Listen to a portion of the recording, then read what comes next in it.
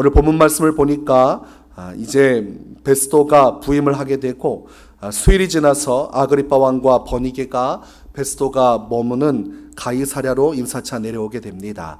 13절에 보니까 수일 후에 아그리파 왕과 버니게가 베스도에게 문안하러 가이사랴에 와서 이렇게 기록하고 있습니다.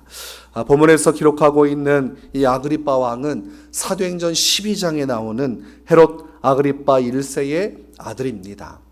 그러니 아그리파 2세라고 할 수가 있겠습니다. 사도행전 12장에 나오는 헤롯은 선한 헤롯이 아니죠. 참으로 악독한 일을 보여줬는데 이 헤롯 아그리파 1세가 12장에서 야고보 사도를 칼로 죽이는 일을 행했고 교회를 핍박하는 일을 행했고 결국은 교만하다가 하나님의 손에 의해서 치임받아서 결국은 벌레 먹혀 죽었다고 성경에서 기록하고 있습니다. 그의 아들이 바로 오늘 본문에 나오는 아그리파 왕입니다. 그리고 아그리파 왕과 함께하고 있는 사람 이 버니게는 아그리파 이 왕의 한 살 아래 여동생입니다. 그러니까 남매가 같이 함께 지내고 있는 것을 알게 됐고 이 버니게는 남편이 죽고 자신의 오빠와 함께 한 궁전에서 같이 살고 있었던 것이죠. 그러다가 오빠와 함께 이 베스도에게 찾아왔습니다. 베스도를 만나서 함께하는 그때에 이 베스도가 자기가 가지고 있는 이 답답한 심경을 토로하는데 그 문제가 바로 사도 바울의 문제였습니다. 유대인들은 사도 바울을 죽이려고 하고 자신은 아무리 봐도 법적으로 문제를 찾을 수가 없었습니다. 그래서 이제 오늘 18절 19절 내용을 보니까 이런 이야기를 합니다. 원고들이 서서 내가 짐작하던 것 같은 악행의 혐의는 하나도 제시하지 아니하고 오직 자기들의 종교와 또는 예수라 하는 이가 죽은 것을 살아있다고 바울이 주장하는 그 일에 관한 문제로 고발하는 것뿐이라. 아무리 봐도 죽을 만한 죄가 없는데 유대인들이 자꾸 죄가 있다고 이 바울이라는 사람을 괴롭히는 것을 봅니다. 그런데 아무리 봐도 이 악행의 증거는 하나도 없고 이 종교적인 이야기를 하는데 아그리파 왕이여 내가 이 일을 어찌하면 좋겠습니까? 근데 이거 물어볼 필요 있습니까? 죄가 없으면 풀어주면 되잖아요. 근데 왜 풀어주지 못합니까? 유대인들과의 마찰이 심각하게 일어날 것을 고려한 정치적인 판단입니다.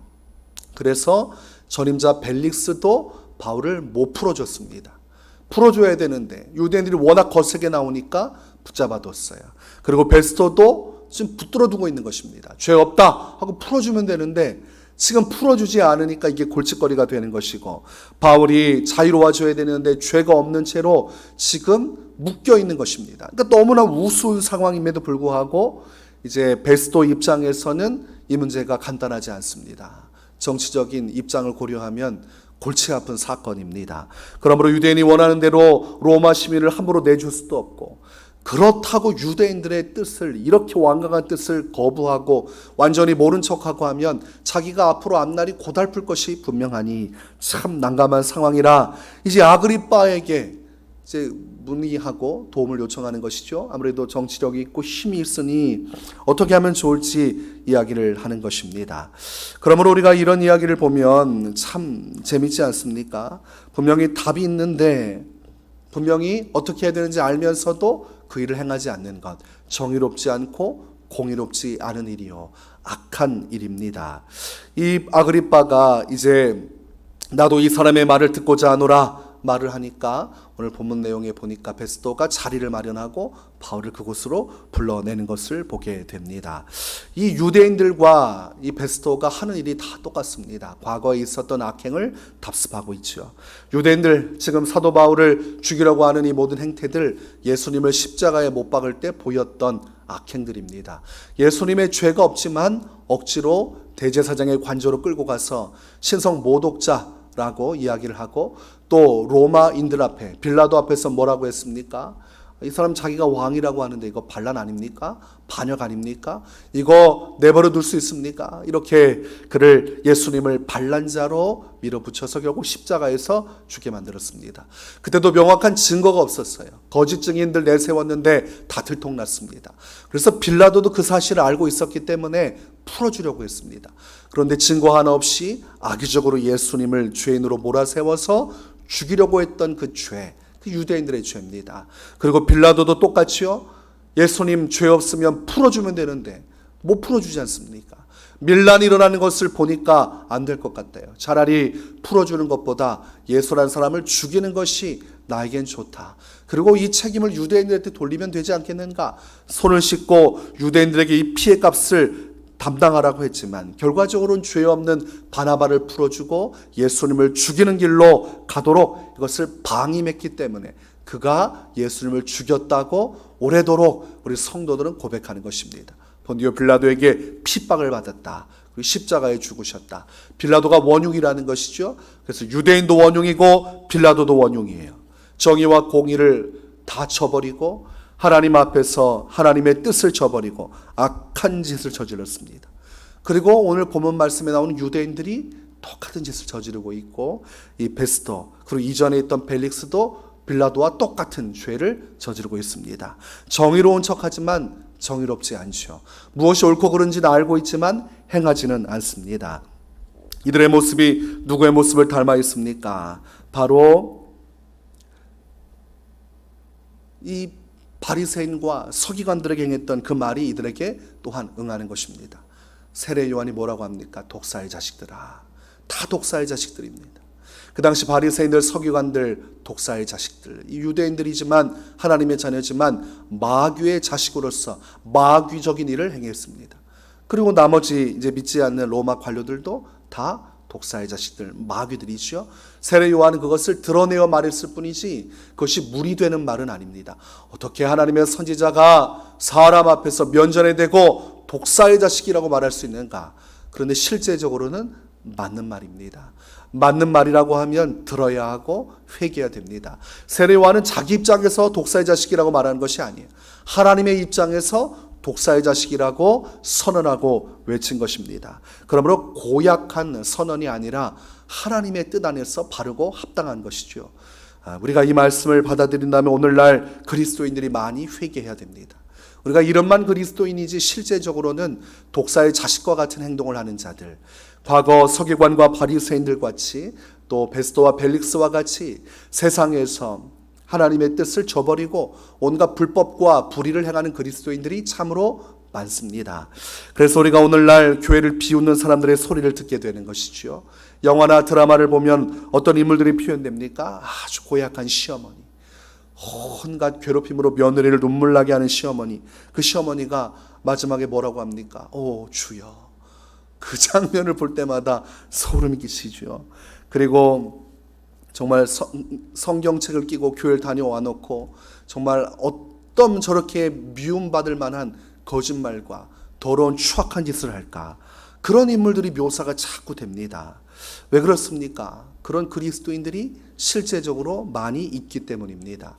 교회 다녀와서 예수님에 대한 이야기도 하고 또 십자가도 또 달고 다니고 또 성경책도 들고 다니고, 그런데 하는 일을 보니 온갖 악행을 다 하는 것이죠. 오늘 어떤 그리스도인들이 있습니까? 성범죄 저지르는 목사, 사기치는 장로, 돈 떼먹고 도망가는 권사, 세상에서 온갖 폐악질을 하는 집사들, 집사라고 말하고 다니면서 온갖 나쁜 짓 다 하고 다니고 하나님의 얼굴에 먹칠한 짓 많이 합니다. 아멘 아멘. 교회 와서 그렇게 해놓고 세상에 나가서 불의와 불법과 타협하고 독사의 자식의 길을 걷는 자들, 그런 일이 왜 벌어지는가? 교회 와서 말씀도 듣고 또 제법 기도도 하고 청산유수와 같이 성경 지식도 좀 알고 그렇게 교회 와서 교회 생활도 하고 딱 보면 여러 가지 활동도 하는데 왜 세상에 가면 참 보지 못할 그런 악한 짓을 하는가? 회개하지 않았기 때문입니다. 진정한 회개에 참여하지 않았기 때문입니다. 그러므로 오늘날도 세례 요한의 메시지가 동일하게 계속 선포되어야 합니다. 마태복음 3장 8절에서 10절, 그러므로 회개에 합당한 열매를 맺고 속으로 아브라함이 우리 조상이라고 생각하지 말라. 내가 너희에게 이르노니 하나님이 등이 이 돌들로도 아브라함의 자손이 되게 하시리라. 이미 도끼가 나무 뿌리에 놓였으니 좋은 열매를 맺지 아니하는 나무마다 지켜 불에 던져지리라. 이게 이제 아브라함의 조상, 아브라함의 자손, 이런 개념들을 바꿔 말하면 너희를 그리스도인이라고, 이걸로 대체하면 똑같죠. 속으로 나는 그리스도인이라고, 그리고 이렇게 살아도 괜찮다고 생각하지 말라. 하나님이 돌들로도 그리스도인을 만들어낼 수 있고, 이미 도끼가 나무 뿌리에 놓였으니 좋은 열매를 맺지 아니하는 그리스도인들은 찍혀 영원한 지옥불에 던져지리라. 이렇게 적용하면 명확하게 해석이 되죠. 근데 이 말씀을 그 당시에 아주 온갖 악행을 행하는 이 불의한 유대인에게 행한 말씀이라고 생각하고 나는 아니라고 생각합니다.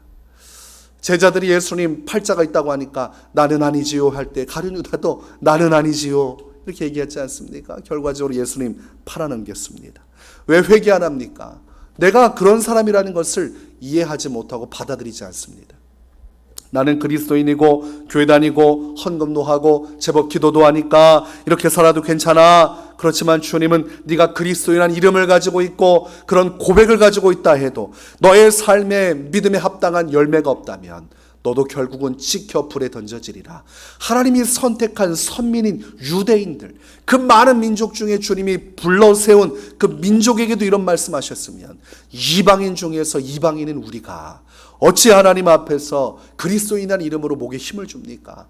열매 맺지 않으면 그리스도인이 아닙니다. 그것은 단지 독사의 자식에 불과한 것입니다. 그러므로 오늘날도 이름은 그리스도인의 이름을 달고 있지만 독사의 자식으로 살아가는 자들, 그 자들이 무수히 많기 때문에 마지막 날 그들이 다 지옥에 들어가는 것입니다. 그러므로 세상에서 그리스도인으로 살아가고 교회 안에서 직분자로 살아가지만 결국은 지옥불에 들어가게 되는 것입니다. 마태복음 13장 39절과 40절에 가라지를 뿌린 원수는 마귀요 추수 때는 세상 끝이요 추수꾼은 천사들이니 그런즉 가라지를 거두어 불에 사르는 것 같이 세상 끝에도 그러하리라. 가라지를 거두어 불에 태워버리는 것이 세상 끝날에 있을 것인데 그날에 그곳에 들어가는 자는 모두 다 독사의 자식들입니다. 독사의 자식들은 다 지옥에 들어가요. 좋은 열매를 맺지 못하는 세상의 빛과 소금으로서 하나님의 자녀로서 하나님의 말씀을 따라 순종하는 그 길로 가지 않는 모든 이들은 독사의 자식이라 마침내 지옥에 들어가니 우리가 오늘 어떻게 살아야겠습니까? 하나님의 자녀로서 좋은 열매를 맺는 좋은 나무로서 예수님이 하신 말씀대로 이같이 너희 빛이 사람 앞에 빛이 가여 그들로 너희 착한 행실을 보고 하늘에 계신 너희 아버지께 영광을 돌리게 하라. 이 말씀의 성취를 이루어야 하는 것입니다. 이 착한 행실은 믿음에 합당한 삶, 내가 예수 믿는 자로서 하나님 말씀에 순복할 때 이것이 세상 사람들이 볼 때는 착한 행실로 드러나게 되는 것입니다. 하나님의 말씀은 사람으로 하여금 평화와 안정을 누리고 사랑과 그리고 그 안에서 연합을 이루게 하시는 선하고 아름다운 법을 이루시는 것이니 하나님의 뜻을 행하는 것은 곧 세상 사람들에게 볼 때는 참으로 착하고 의로운 삶을 사는 것과 똑같습니다. 그 삶을 통해 하나님께 영광 돌리는 자, 그 자가 하나님의 자녀입니다. 오늘도 그런 자녀로서 독사의 자식의 인생이 아닌 하나님의 빛의 자녀로서 살아가시기를 주님의 이름으로